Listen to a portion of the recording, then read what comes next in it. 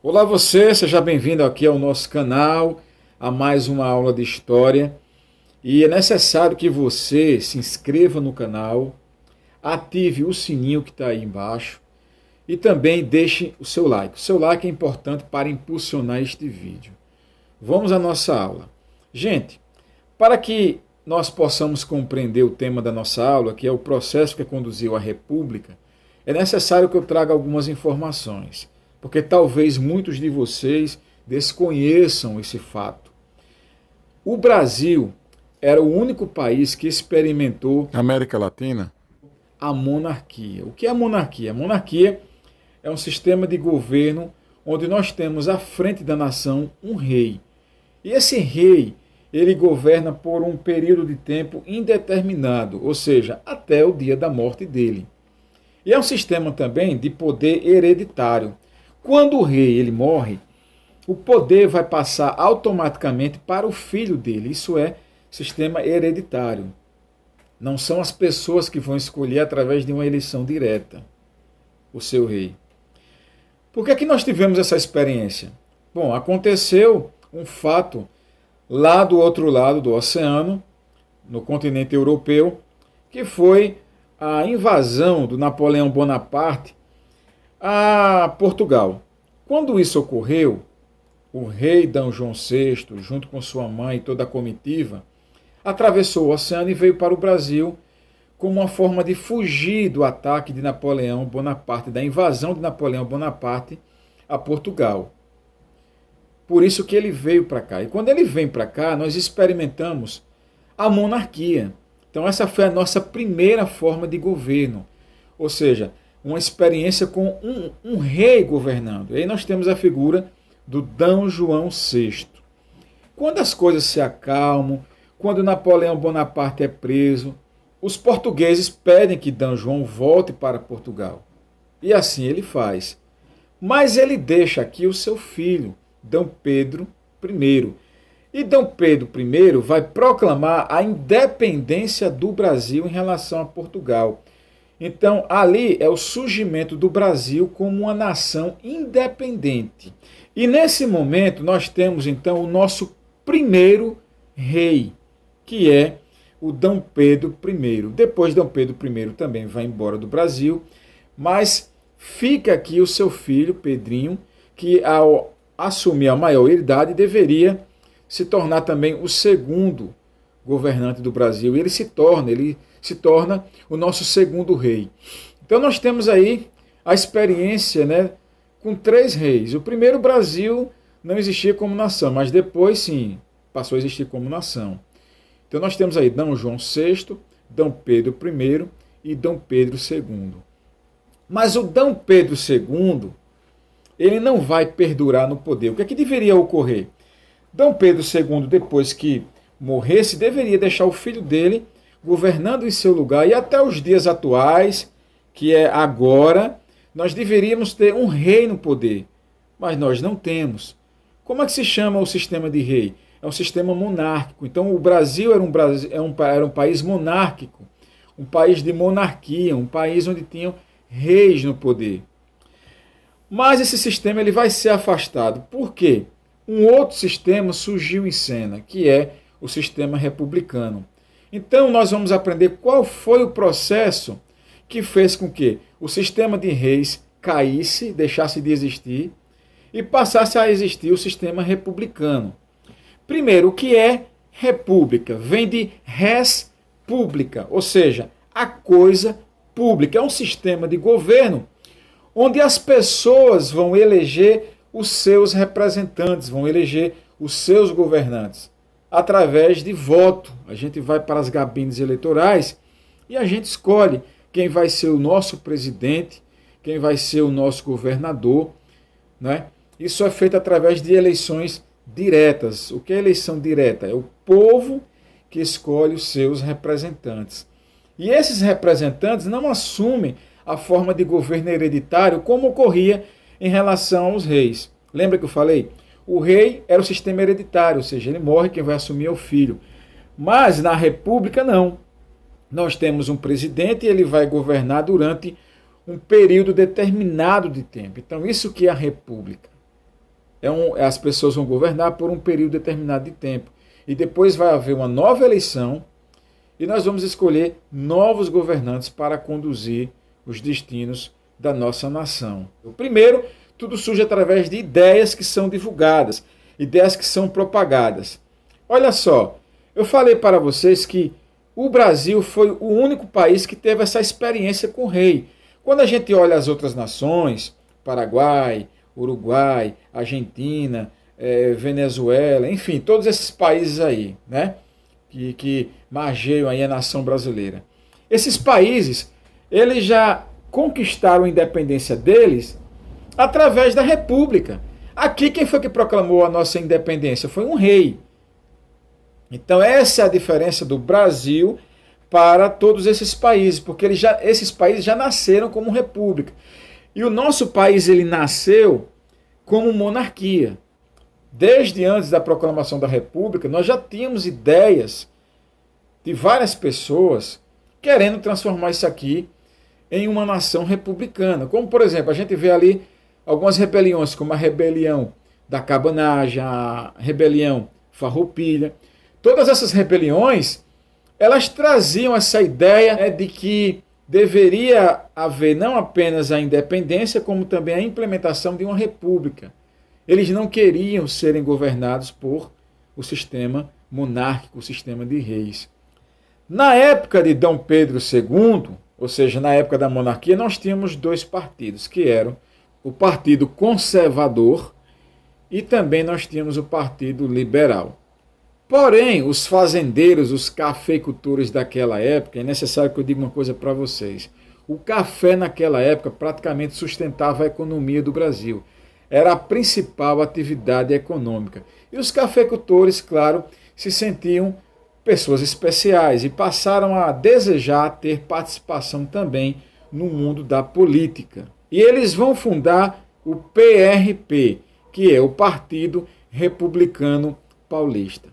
Esse Partido Republicano Paulista, só para que você tenha ideia, na data da fundação dele, haviam 133 pessoas presentes, sendo que 78 daquelas pessoas eram cafeicultores, mostrando assim que havia ali uma hegemonia desses cafeicultores. Eles tinham realmente interesse de fazer parte da vida política da nação naquele momento e passaram a exercer uma influência dentro da política brasileira.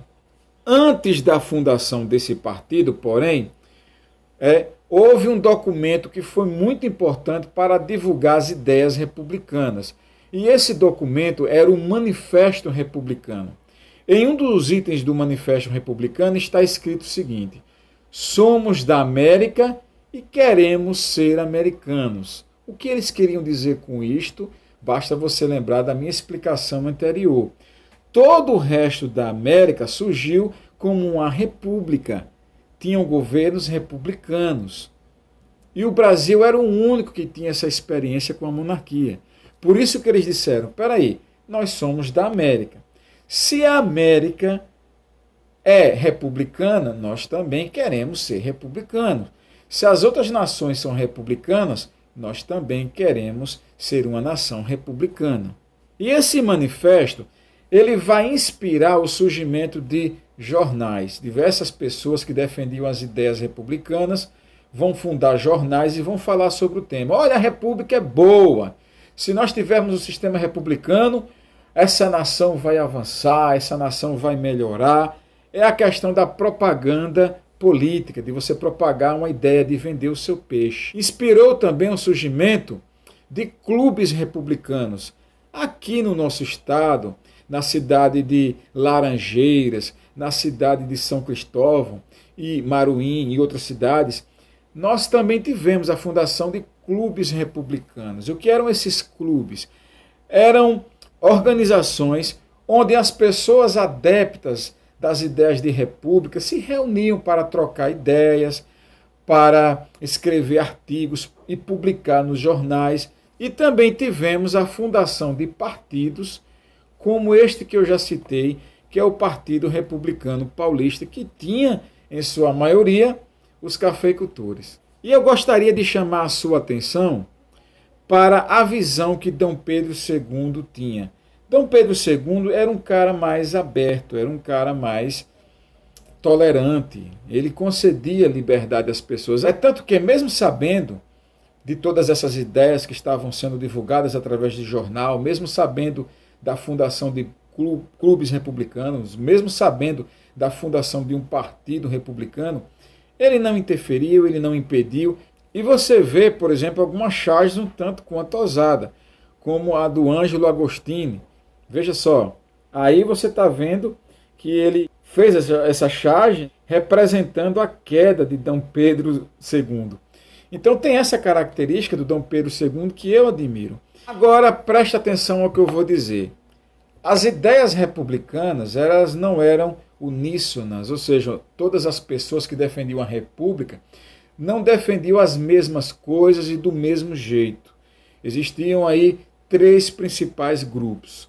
Quais foram esses grupos? O primeiro deles era um grupo liderado pelo Quintino Bocaiúva. O Quintino Bocaiúva acreditava que eles deveriam chegar à experiência republicana através de eleições. Qual era a ideia de Quintino Bocaiúva? Olha, nós vamos eleger o máximo possível, né, de deputados ligados ao Partido Republicano. E lá, então, quando nós tivermos a maioria, nós poderemos redigir leis e colocar para fora o Dom Pedro II e implementar a República, ou seja, chegar ao poder através do sistema eleitoral, das eleições. Mas nós tínhamos aí outros grupos. Nós temos o grupo do Antônio da Silva Jardim, que liderava um movimento popular. Ele acreditava que através de movimento popular, de manifestações populares, né, eles poderiam chegar à experiência do sistema republicano, ou seja, incitar as pessoas a saírem às ruas. Porém, eu quero chamar a sua atenção. Hoje, nós vivemos uma época em que as pessoas têm interesse político, elas acompanham as páginas dos políticos, elas se manifestam publicamente, elas têm um lado. Mas naquela época as pessoas não tinham tanto interesse assim pela vida política, sobretudo a maioria da população, que era uma população apática política, ou seja, não queria saber quem estava no poder, o que estava ocorrendo ou não, eles queriam apenas levarem as suas vidas sem se preocupar com este assunto. Naquela época, quem se interessava pela vida política eram os intelectuais, eram os advogados, eram os professores, eram os cafeicultores, né? E nós temos um terceiro grupo que seguia as ideias aí do Benjamin Constant. As ideias do Benjamin Constant é de que deveria haver um governo republicano e que esse governo republicano deveria ser um governo forte. E o Benjamin Constant, ele representa a ala dos militares. E, de fato, desses 3 grupos, o grupo que prevaleceu foi o grupo de Benjamin Constant. Nós veremos na próxima aula que o grupo que vai assumir o poder, que vai acabar proclamando a República, é justamente o grupo ligado aos militares. Então, a experiência da República no Brasil está estritamente ligada à experiência dos militares. Não existe a República no Brasil sem a participação e sem a atuação dos militares, e é isso que nós vamos aprender na próxima aula. E nós temos 2 questões que serão importantes na queda de Dom Pedro II, que é a questão dos militares e também a questão religiosa, porque os militares e os religiosos davam suporte ao governo de Dom Pedro. Então você imagine que este celular aqui é Dom Pedro, e nós temos aqui 3 pilares. Esses pilares são: aqui nós temos os cafeicultores apoiando Dom Pedro, porque eles apoiavam Dom Pedro até determinado momento. Nós temos os militares apoiando Dom Pedro e nós temos a Igreja Católica apoiando Dom Pedro. Então eles davam sustentação ao sistema da monarquia. Nós já vimos nessa aula que surgiu o desejo de república. Esses 3 grupos vão retirar o apoio. Quando eles retiraram o apoio, Dom Pedro vai cair.